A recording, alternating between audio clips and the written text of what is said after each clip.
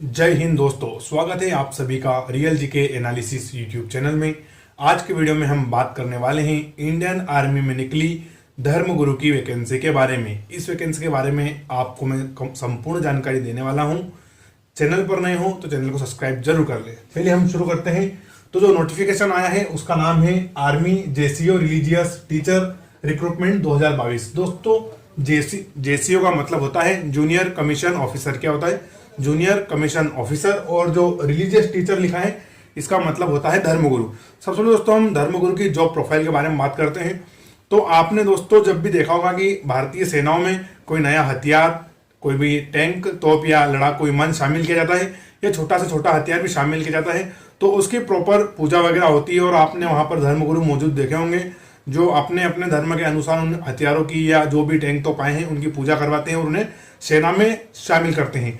इसके अलावा दोस्तों आपका कोई परिचित अगर सेना में शामिल हुआ होगा तो 6 महीने की ट्रेनिंग के बाद उसकी एक कसम परेड लगती है। तो वहां पर भी अपने अपने धर्म के धर्मगुरु उनको शपथ दिलवाते हैं। तो ये काम होता है दोस्तों धर्मगुरु का। इसके अलावा रेजिमेंटल सेंटर में जो भी मंदिर वगैरह बने होते हैं उनकी प्रॉपर मेंटेन वगैरह और उनका पूजा पाठ भी कौन करते हैं? तो धर्मगुरु करते हैं। तो दोस्तों ये आपके धर्मगुरु में जॉब प्रोफाइल रहने वाली है। इसके अलावा दोस्तों ये जो वैकेंसी रहेगी डायरेक्ट जेसीओ यानी कि जूनियर कमीशन ऑफिसर पर रहेगी। तो आपको भर्ती होते ही ट्रेनिंग के बाद नायब सूबेदार का पोस्ट मिलेगा। किसका? नायब सूबेदार का। नायब सूबेदार दोस्तों 1 स्टार अधिकारी होता है, 1 स्टार है ना। तो नायब सूबेदार का आपको पोस्ट मिलेगा। और ये पोस्ट दोस्तों अगर आप जीडी से जाएंगे तो आपको हासिल करने में 21 साल लग जाते हैं। और इस वैकेंसी में आपको डायरेक्ट ही नायब सूबेदार बनाया जाएगा। तो काफी अच्छी ये वैकेंसी है। तो चलिए दोस्तों इसके हम बारे में पूरी बात करते हैं। सबसे पहले हम बात करते हैं दोस्तों अप्लाई डेट की। तो आपकी अप्लाई डेट रहने वाली है 8 अक्टूबर 2022, यानी कि आज से ही फॉर्म भरना शुरू हो गए हैं 8 अक्टूबर 2022 से। लास्ट डेट रही दोस्तों 6 नवंबर 2022 को। कब? 6 नवंबर 2022 की लास्ट डेट रहेगी। अब हम दोस्तों बात करते हैं एज की। उम्र क्या रखी दोस्तों? एज आपकी रहनी चाहिए 25 से 36 वर्ष के बीच में। कब? 25 से लगाकर 36 वर्ष के बीच में अगर आपकी उम्र है तो आप इसमें फॉर्म भर सकते हैं। 1 अक्टूबर 1986 से 30 सितंबर 1997 के बीच अगर आपका जन्म हुआ है तो आप इसमें फॉर्म भर पाएंगे, जिसमें दोनों डेट भी शामिल है। 1 अक्टूबर 1986 से 30 सितंबर 1997 के बीच में दोनों डेट शामिल है। दोस्तों फीस की बात करें तो general, EWS, OBC, ST, SC किसी के लिए भी कोई फीस नहीं रखी है, यानी कि 0 रुपए फीस है। और इसमें सिर्फ मेल कैंडिडेट ही फॉर्म भर सकता है, इसमें महिलाएं फॉर्म नहीं भर सकती है ना, ये भी याद रखना है आपको। फीस इसमें बिल्कुल भी नहीं है। दोस्तों हम बात करते हैं कि टोटल पोस्ट क्या है और किस पोस्ट के लिए क्या योग्यता रहने वाली है। दोस्तों सबसे पहले हम देखते हैं पोस्ट नेम, फिर पोस्ट और फिर मैंने यहाँ पर लिखी है योग्यता। अब हम दोस्तों पहली पोस्ट बात करते हैं पंडित की। किसकी? पंडित की। तो दोस्तों ये पोस्ट ओनली फॉर हिंदूज है, यानी कि इसमें सिर्फ हिंदू ही फॉर्म भर सकता है।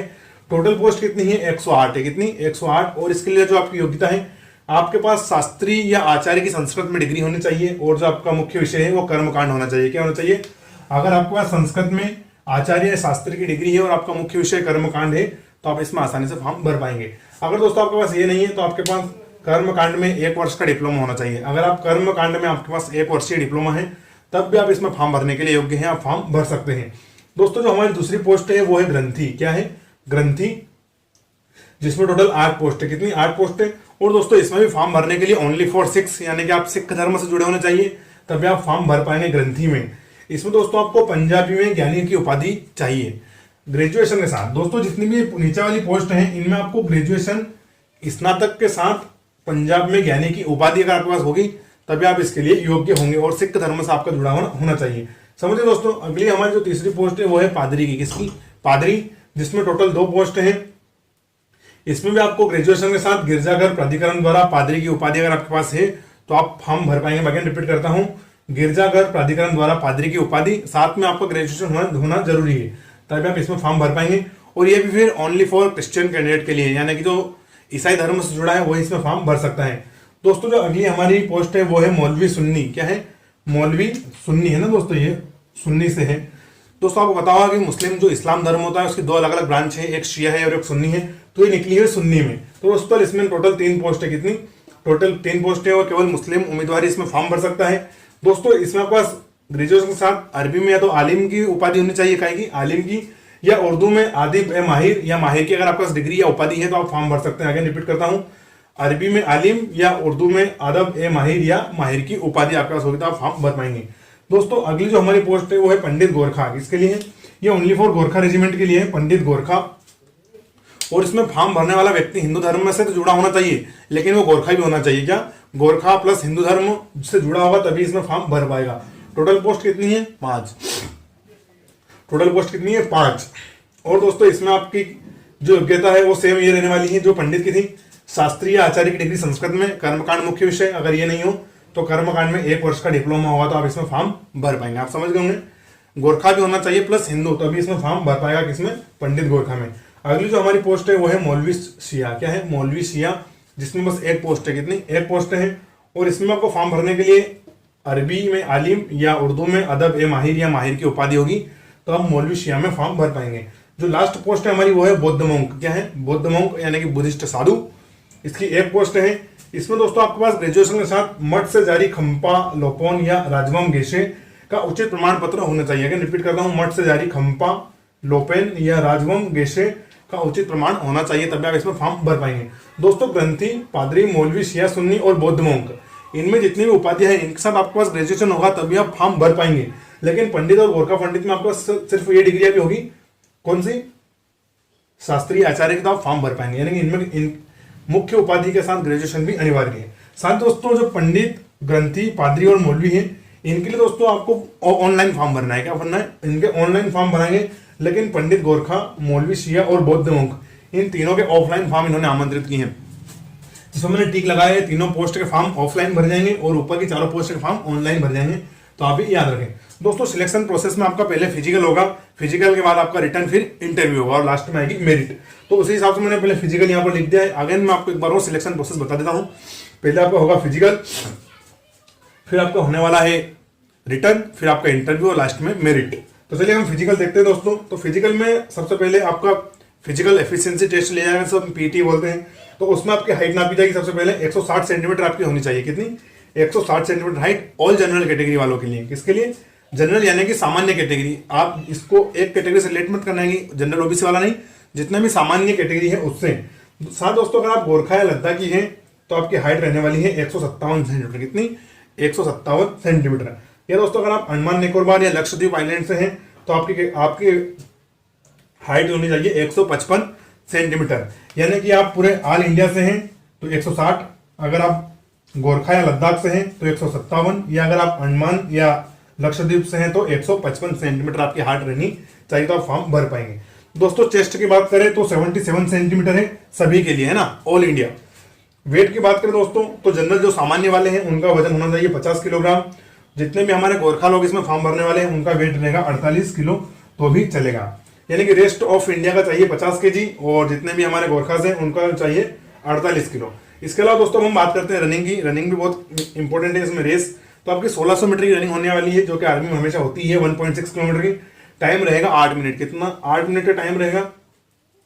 इसके अलावा जो भी लोग पहाड़ी लोग इसमें फॉर्म भरेंगे, जिनके जो जहां पर रहते हैं रेस्टोरेंट के मकान की हाइट 5000 से 9000 फीट के बीच में है, तो उनको रनिंग में 30 सेकंड का एक्स्ट्रा टाइम मिलेगा, है ना दोस्तों। क्या है? रेसिडेंट की अगर ऊंचाई 5000 से 9000 फीट के बीच में है तो उनको 30 सेकंड का अतिरिक्त समय मिलेगा। और जो लोग 9000 से 12000 के फीट की ऊंचाई के ऊपर रहते हैं, कितनी?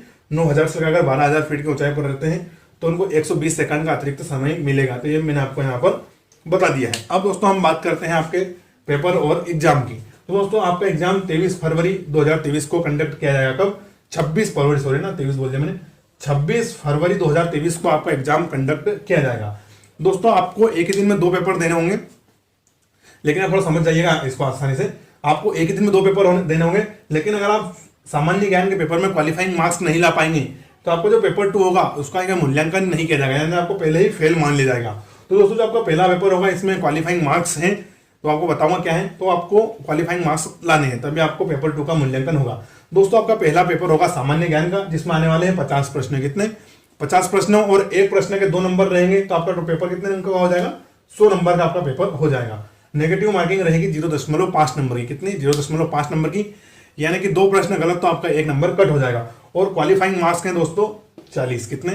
पेपर 1 में आपको 100 में से 40 नंबर लाने अनिवार्य है, तभी आपका पेपर 2 का मूल्यांकन होगा, वरना आपका पेपर 2 का मूल्यांकन नहीं होगा। और दोनों पेपर एक ही दिन होंगे। अगला पेपर आपका होगा दोस्तों विशिष्ट धर्म संबंधित प्रश्न, यानी कि आप जिसमें पंडित, ग्रंथी, पादरी जिसमें फॉर्म भरेंगे उस धर्म से संबंधित आपसे प्रश्न पूछ जाएंगे। तो वो भी आपसे 50 प्रश्न ही पूछ जाएंगे, जिनका 2 अंक रहेगा। यानी कि वो भी 100 नंबर का पेपर रहने वाला है। नेगेटिव मार्किंग भी सेम है, 2 गलती पर 1 नंबर आपका कट हो जाएगा। और इसमें भी क्वालिफाइंग मार्क्स कितने हैं? 40। अगर इसमें आपसे 40 से कम लाओगे आप, मान लो इसमें आपने 40 ला दिए और इसमें आपको 40 से कम आए, तो फिर आप साक्षात्कार के लिए नहीं जा पाएंगे। यानी कि दोनों में ही क्वालिफाइंग मार्क्स का आपको 40% से ऊपर लाना है, तभी आपका प्रक्रिया आगे बढ़ेगी। दोस्तों इन दोनों में पास होने के बाद आपको ईमेल पर साक्षात्कार या इंटरव्यू के लिए बुलावा आएगा। आपके इंटरव्यू 2 जगह पर होंगे, एक तो होगा बेंगलोर में और दूसरा होगा वाराणसी में। कहां पर? बेंगलोर या वाराणसी, जो आपको सुटेबल लगेगा वो आपको आर्मी द्वारा दिया जाएगा। तो दोस्तों ये आपका पेपर और एग्जाम था। फिजिकल आप आसानी से समझ ही गए होंगे। इंपॉर्टेंट डेट, फीस वगैरह मैंने सब बता दी है। और दोस्तों इस जो पोस्ट में आपको मिलने वाली है पोस्ट, वो मिलेगी नायब सूबेदार की। इसकी नायब सूबेदार मिलेगी 1 स्टार की, बहुत ही अच्छी पोस्ट होती है, जेसीओ जूनियर कमीशन ऑफिसर धर्मगुरु। और इसके अलावा दोस्तों कोई विशेष काम नहीं होता है, मैंने आपको काम पहले ही बता दिया आपको इसमें क्या काम करना है।